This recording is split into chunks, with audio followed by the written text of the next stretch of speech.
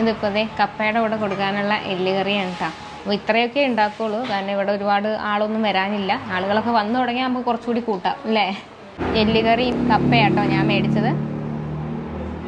അപ്പം അടിപൊളിയായിട്ടുണ്ട് കേട്ടോ എല്ലുകറിയും കപ്പയൊക്കെ. നല്ല രസമുണ്ട്. നമസ്കാരം, പുതിയൊരു വീഡിയോയിലേക്ക് എല്ലാവർക്കും സ്വാഗതം. ഇപ്പോൾ നിൽക്കുന്നത് പത്തനംതിട്ട ജില്ലയിലാണ്, കോന്നി വകയാറാണ്.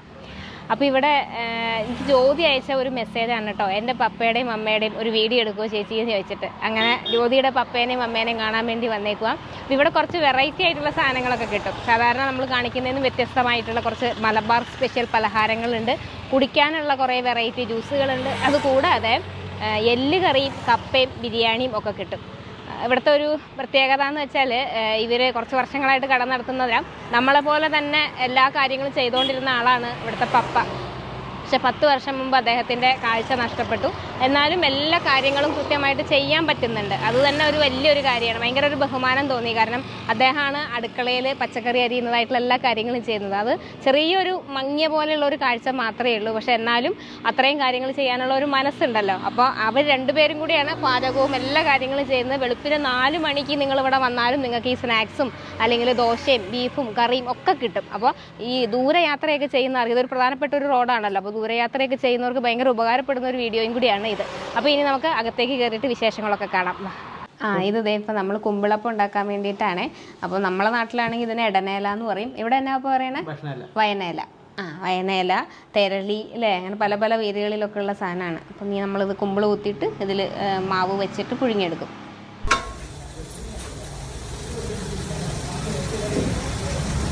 ദേ ഇവിടെ ഇപ്പോൾ വെറൈറ്റി ആയിട്ടുള്ള സ്നാക്സൊക്കെ കിട്ടും കേട്ടോ. അപ്പോൾ ഇതിപ്പോൾ കോഴിക്കട്ടയും പിന്നെ നമ്മുടെ കുമ്പിളപ്പം ഈ ഇടനേലയിൽ ചുടൂലേ അതാണ്. അതിപ്പോൾ നമുക്ക് എല്ലാവർക്കും അറിയാം. പക്ഷേ ഇത് നമ്മളെ ഇവിടെ മധ്യ കേരളത്തിലേക്കുള്ളൊരു സംഭവമല്ല, ഒരു വടക്കൻ പലഹാരമാണ്.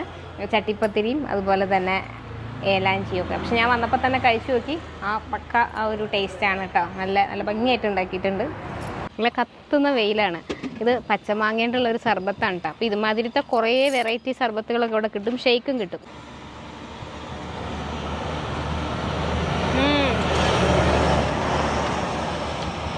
രസമുണ്ട്. ഒരു ചെറിയ മാങ്ങയുടെ പൊടി, മാങ്ങനെ കടിക്കാനുണ്ട്, പിന്നെ ഇഞ്ചിയും ചെറിയൊരു എരിവ്, മുളക്, സോഡയുടെ ആ ഒരു സാധനം, മധുരം.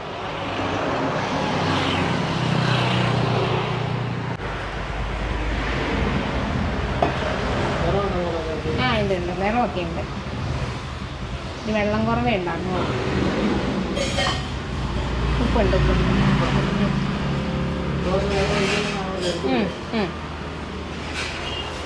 ഇച്ചിരിയും കൂടെ ഇനി കുറുകുമല്ലോ, ഇരുന്ന് കുറുകും. ശരിക്കും കണ്ണിന് എന്നാ പറ്റിയതാ? നരമ്പിന് പ്രവർത്തനശേഷി കുറഞ്ഞൊരു അസുഖം ഉണ്ടായിരുന്നു. നമുക്കറിയത്തില്ലായിരുന്നു. അത് കണ്ണ് മുറിഞ്ഞ് ആശുപത്രി ഹോസ്പിറ്റലിൽ ചെന്നപ്പോൾ അവർ ടെസ്റ്റ് ചെയ്തപ്പോഴാണ് പറഞ്ഞത് ഇത് കാഴ്ച കുറയുന്നൊരു രോഗം ഇതിനകത്ത് കാണിക്കുന്നുണ്ടല്ലോ എന്ന് ഡോക്ടർ പറഞ്ഞു. ഇപ്പം അന്നേരം മരുന്നൊക്കെ കുടിക്കുന്നുണ്ടോ? മരുന്നായിട്ട് എന്തെങ്കിലും ഉണ്ടോ? മരുന്ന് കഴിക്കുന്നില്ല, ഒന്നും കഴിക്കുന്നില്ല. ഒന്നുമില്ല. എനിക്ക് വിറകിലായിരുന്നു. വിറക് കീറലായിരുന്നോ? അങ്ങനെ പിന്നെ അതൊക്കെ നിർത്തി നമ്മൾ കട തുടങ്ങി.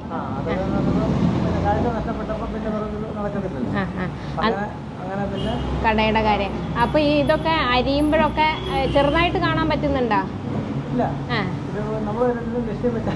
അരിയുന്നതാ. അപ്പൊ ഒരുപാട് നാൾ ഇതൊരു ബുദ്ധിമുട്ടല്ലായിരുന്നോ? ഇപ്പൊ ശീലമായി 10 വർഷം കൊണ്ട് അല്ലേ? പക്ഷെ ആദ്യത്തെ സമയത്തൊക്കെ ഇത് വലിയ വിഷമല്ലേ നമുക്ക്? ഈ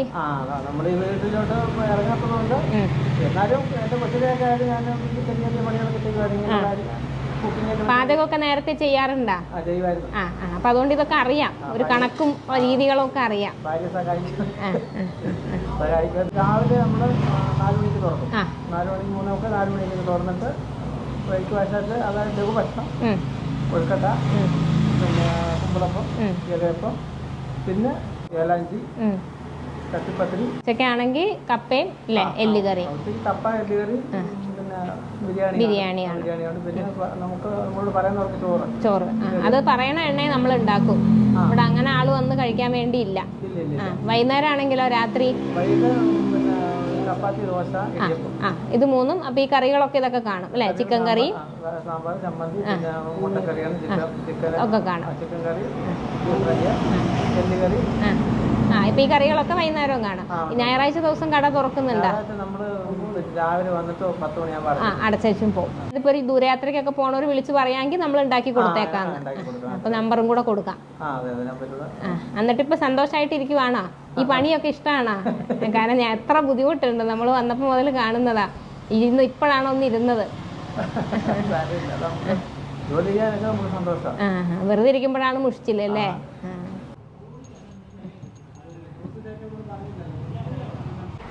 നമുക്ക് ഇതിലോട്ട് ഒഴിക്കാം.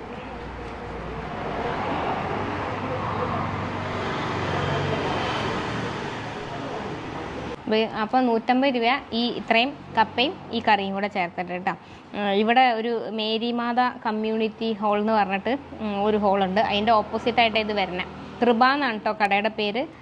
ഞാൻ ഡിസ്ക്രിപ്ഷനിൽ ലൊക്കേഷൻ കൊടുത്തിട്ടുണ്ട്. നിങ്ങൾ പോകുന്ന വഴി തന്നെ, അത് മെയിൻ റോഡിൽ തന്നെ, ഉള്ളിലേക്കൊന്നും പോകാനില്ല. അപ്പോൾ പോകുമ്പോൾ പലപ്പോഴും കണ്ടിട്ടുണ്ടാവും. പക്ഷെ പുറമേന്ന് കണ്ടാൽ നമുക്ക് തോന്നും ഇതൊരു ബേക്കറി ആണെന്നേ തോന്നും, ജ്യൂസൊക്കെ കിട്ടുന്ന അങ്ങനെ തോന്നും. പക്ഷേ ഇതിൻ്റെ ഉള്ളിൽ ഇത്രയും ഭക്ഷണങ്ങളൊക്കെ കിട്ടും. ഇവിടെ കുറേ വെറൈറ്റി സാധനങ്ങൾ കിട്ടും. അതാണ് ഇടിച്ചു കുത്തി പൊറോട്ട, പിന്നെ പഴംപൊരിയും ഈ എല്ലുകറിയുടെ കൂടെ പഴംപൊരി എല്ലുകറിയും കിട്ടും. ഇത് കിട്ടും, ബിരിയാണി കിട്ടും. ഒരു ബിരിയാണി 130 രൂപയ്ക്കാണ് കൊടുക്കുന്നത്. അതുകൂടാതെ നിങ്ങൾക്കിപ്പോൾ കിലോ കണക്കിന് വേണമെങ്കിൽ അങ്ങനെയും കൊടുക്കും. എത്രയാണ് അപ്പോൾ കിലോയ്ക്ക് ആണെങ്കിൽ 180 രൂപ ഒരു കിലോ ബിരിയാണിക്ക്. അപ്പം ഇതിൻ്റെ പിന്നിൽ ഭയങ്കരമായിട്ടുള്ളൊരു അധ്വാനത്തിൻ്റെ കഥയും കൂടി ഉണ്ട്. കാരണം ഞങ്ങളിവിടെ നേരിട്ട് വന്ന് കണ്ടതാണ്. ഒരു 8:45 9 മണിക്ക് എത്തിയതാണ്. ഇപ്പം മണി 1:30 കഴിഞ്ഞു. ഈ സമയം ഇപ്പോഴാണ് ഇവർ രണ്ടുപേരും, അമ്മ ഇപ്പോഴും ഇരുന്നിട്ടില്ല, അവിടെ നിന്ന് പണിയാണ്. പപ്പ ഇരിക്കണ ഒരു സമയം ഇപ്പോഴാണ്. കാരണം ഇത്രയും സമയം ഇവരിങ്ങനെ അടുക്കളയിൽ നിന്ന് പണിയാണ്. എന്നാന്ന് വെച്ചാൽ ഒന്ന് നമ്മുടെ പോലെ നമുക്ക് എല്ലാവർക്കും കാണാൻ പറ്റുന്നത് പോലെ കാണാൻ പറ്റാത്ത ഒരാളായതുകൊണ്ട് കുറച്ച് സ്ലോ ആയിരിക്കുമല്ലോ. അപ്പോൾ അതുണ്ട്. അതുകൂടാതെ ഇവർ ഈ ഓർഡർ അനുസരിച്ച് ചെയ്തു കൊടുക്കുന്നതുകൊണ്ട് കുറച്ച് ഊണിൻ്റെ പരിപാടി ഉണ്ടായിരുന്നു.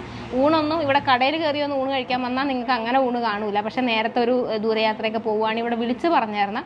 ഇവർക്കും അതൊരു ഉപകാരമാണ്, നിങ്ങൾക്കും നല്ല നാടൻ ഭക്ഷണമൊക്കെ കിട്ടും, വേറെ മായൊന്നും ചേർക്കാത്ത. നമുക്കിനി ഇത് കഴിച്ചു നോക്കാം.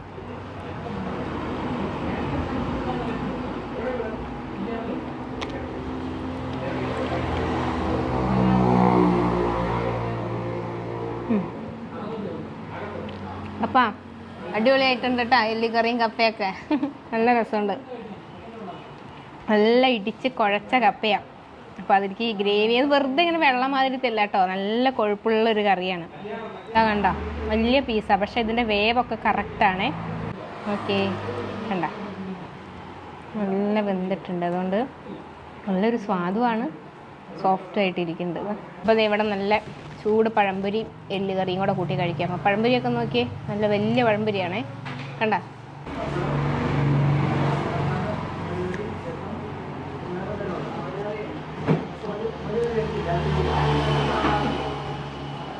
കൊള്ളാട്ടോ.